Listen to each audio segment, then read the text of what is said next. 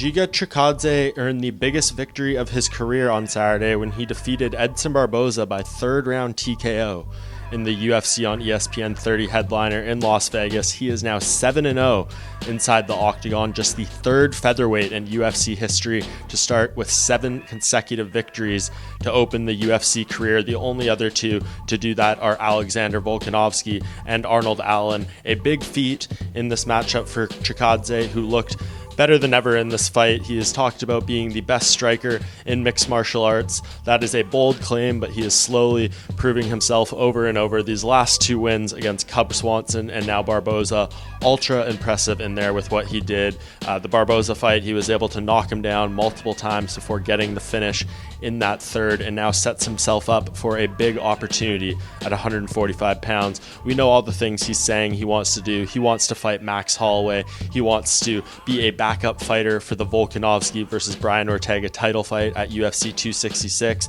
Those are bold ambitions, and definitely shoot for the stars on that front, but I do not think that is likely what's to be next for him.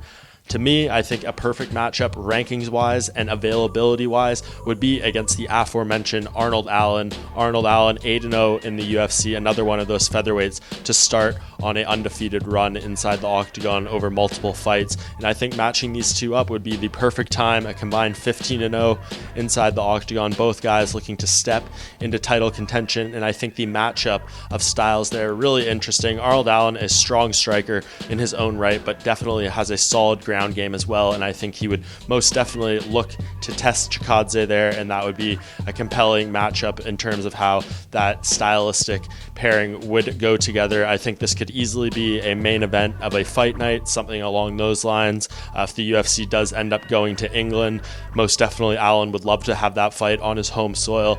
I just think this is kind of the perfect matchup, both guys in a similar spot, similar trajectories, and looking to break through into that very, very upper tier in the featherweight division. So Chikadze seemingly coming out of this fight relatively unscathed. He did detail some injuries that he came into the fight with, but I do think if he has a little bit of time to recover, you could book that maybe very late this year or at the beginning, first quarter of next year. Pair these two up, see who comes out of it with their first octagon defeat.